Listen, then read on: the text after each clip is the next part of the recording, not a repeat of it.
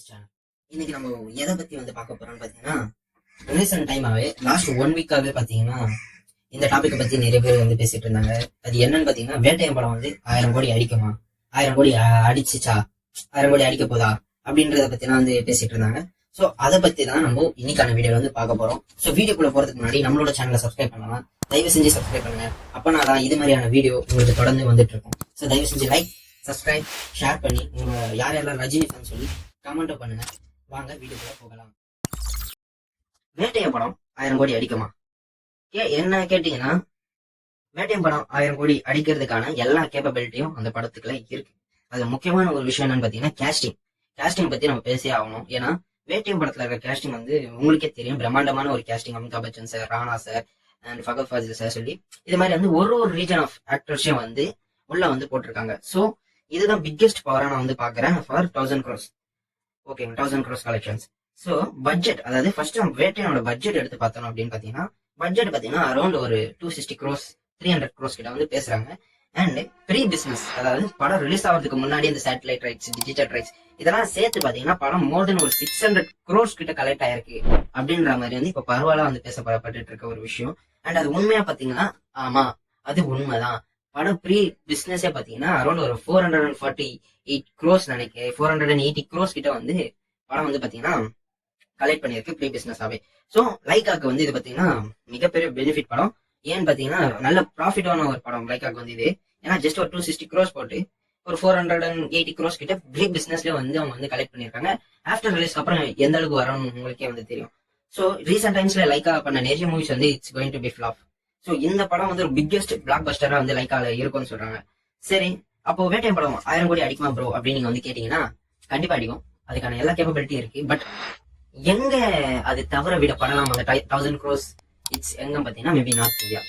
ஏன் நான் சொல்றேன்னா, ஒரு படம் ரிலீஸ் ஆகுது அப்படின்னா அந்த படம் என்னதான் சவுத் இந்தியால நல்லா ஓடனாலும் நல்லா பேசப்பட்டாலும் நார்த் இந்தியால ஓடுனாதான் அந்த 1000 crores கலெக்ஷன்ஸ் அடிக்க முடியும். நீங்க ஃபார் எக்ஸாம்பிள் KGF 2 எடுத்துக்கோங்க. வேற எந்த ஒரு 1000 crores படம் சவுத் இந்தியால போனது எல்லாமே நீங்க அவங்களோட நார்த் இந்தியன் கிராஸ் பாத்தீங்கன்னா அதிகமா இருக்கும். அதே கெட் ஒரு 100 crores 200 crores கிட்ட நார்த் இந்தியாலே அவங்க பாத்தீங்கன்னா கலெக்ட் பண்ணிருப்பாங்க. அதனாலதான் அவங்களால அந்த 1000 crores அப்படின்றது ஹிட் பண்ண வைக்கிறது. சரி ப்ரோ, அப்போ வேட்டை அடிக்குமா அப்படின்னு கேட்டீங்கன்னா, வேட்டை அடிக்கும். உங்களுக்கு நான் சொல்லணும்னா, ரஜினி சாரை பத்தி ஒண்ணு சொல்லணும் அப்படின்னா, ரஜினி சாருக்கு இருக்க ஃபேன் பேஸ் இட்ஸ் மேட்ச். நீங்க இன்னைக்கு ரஜினி சார் பாத்தீங்கன்னா, இன்னைக்கு அவர் கால் பண்ணாருன்னா இந்தியாவில இருக்க எல்லா ஸ்டேட் சீஃப் மினிஸ்டருமே அவர் கால் எடுப்பாங்க. அண்ட் அவரால் டைரக்டா பிரசிடென்ட்டுக்கு கால் பண்ண முடியும், டைரக்டா பிரைம் மினிஸ்டருக்கு கூட அவரால் கால் பண்ண முடியும். நீங்க எந்த ஒரு இந்தியன் பிக்கெஸ்ட் செலிபிரிட்டி சொன்னா கூட அவங்களுக்கே அவர் டைரக்டா அவரால் கால் பண்ண முடியும். லைக் சச்சினுக்கா இருக்கட்டும், தோனிக்கா இருக்கட்டும், யாருக்கு வேணாலுமே ரஜினி சார் நினைச்சா அவர் கால் பண்ணா பேச முடியும். சோ அந்த அளவுக்கு ஒரு பாப்புலாரிட்டியான ஒரு பர்சன். நீங்க இந்தியாவில பாத்தீங்கன்னா, நீங்க சில ஸ்டேட்ஸ்ல போனீங்கன்னா அமிதாப் பச்சன் சாருன்னு கேட்டு சில பேருக்கு தெரியாது. பட் நீங்க அதே ரஜினி சார் எடுத்தீங்கன்னா, நீங்க நார்த்துக்கு போனா சரி, வெஸ்ட்டுக்கு போனா சரி, இல்ல ஈஸ்ட்டுக்கு போனா சரி, நீங்க சவுத்துக்கு வந்தாலும் சரி, நீங்க ஒரு ரிமோட் வில்லேஜுக்கு போனா கூட அங்க ரஜினி சாரை பத்தி ஆல்மோஸ்ட் எல்லாருக்கும் தெரிஞ்சிருக்கும். நீங்க ரீசெண்டா ஜெயிலர் படத்துல கூட பாத்தீங்கன்னா அந்த பிஹைண்ட் தி சீன்ஸ்ல பாத்தீங்கன்னா காமிச்சிருப்பாங்க. ஷூட் போறப்போ தண்ணில எல்லாம் குதிச்சு அவர் இருந்தது நார்த் இந்தியா ஏதோ ஒரு பகுதி, ஓகேங்களா. சோ ஆனாலும் அங்க இருக்க ஃபேன்ஸ் ரஜினி சார் கேட்டோன்னே தண்ணில தான் குதிச்சு அவர் பார்க்க வந்தாங்க அப்படின்ற மாதிரி பேசியிருப்பாங்க. சோ அந்த அளவுக்கு மிகப்பெரிய ஃபேன் பேஸ். அண்ட் அதுக்கப்புறம் இதுல பாத்தீங்கன்னா அமிதாப் பச்சன் சார் இந்த படத்துல இருக்காரு. சோ அவருக்கு நான் சொல்ல தேவையில்லை, அவருக்கு இருக்கிற ஃபேன் பேஸ். ரஜினி சாரே ஒரு அதிகமான ரெஸ்பெக்ட் பண்ணக்கூடிய பர்சன் அமிதாப் பச்சன் சார் இருக்கிறாரு. சோ இது பாத்தீங்கன்னா கரெக்டான ஒரு விஷயம். படம் 1000 கோடி அடிக்குங்க. ஆனா அதுக்கு அவங்க இப்பத்துல இருந்தே ப்ரொமோஷன்ஸ் அதிகமா ஸ்டார்ட் பண்ணணும். ஏகப்பட்ட ப்ரொமோஷன்ஸ் வேலையை அவங்க அதிகமா நடத்தணும். நான் ரீசெண்ட் டைம்ல ஒரு ஆர்டிகல் ஒன்று பார்த்தேன். அதுல பாத்தீங்கன்னா நார்த் அமெரிக்கால மட்டுமே வேட்டையன் படம் டிக்கெட் சேலிங்ஸ்ல மட்டுமே பாத்தீங்கன்னா ஒரு 2 crores கிட்ட இதுக்குள்ளேயே கலெக்ட் பண்ணியிருக்கதா பேசப்பட்டு இருக்கு.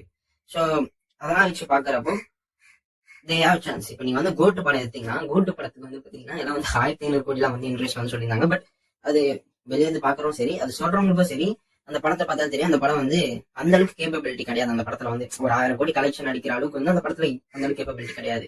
பட் இந்த படத்துல இருக்கு பிகாஸ் ஆஃப் கேஸ்டிங். ஓகேங்களா, கேஸ்டிங் தான் மெயின் காரணம். ஏன் வேட்டையன் படம் 1000 crores அடிக்கும் அப்படின்னு சொல்லி மெயின் காரணம் கேஸ்டிங். ஓகேங்களா, அந்த கேஸ்டிங் பவர் 1000 crores அடிக்கக்கூடிய அந்த கேஸ்டிங் பவர் இந்த படத்துல இருக்கு. ஓகேங்களா, அதை வச்சுதான் சொல்றது. இப்ப நீங்க கோட்டு படம் 1000 crores 1500 crores அடிக்கும்னாங்க. ஆனா அது அடிக்கல. இப்பதான் ஒரு 400 crores தாண்டி போயிட்டு இருக்கதான் பேசிட்டு இருக்காங்க. அதுவும் இந்த உண்மை அப்படின்றதே தெரியல. ஸோ அடுத்தது வந்து பாத்தீங்கன்னா நம்ம பார்க்க வேண்டிய விஷயம் ப்ரொமோஷன்ஸ். நான் ஆல்ரெடி சொன்ன மாதிரி தான், நீங்க எந்த ஒரு படம் 1000 crores அடிக்கலனாலும் அதுக்கு மிகப்பெரிய ஒரு பலமா இருக்கிறது வந்து பாத்தீங்கன்னா ப்ரொமோஷன்ஸ். ஓகேங்களா? நீங்க அதை பண்ணாதான் வந்து உங்களால அந்த 1000 crores வந்து அடிக்கப்படும்.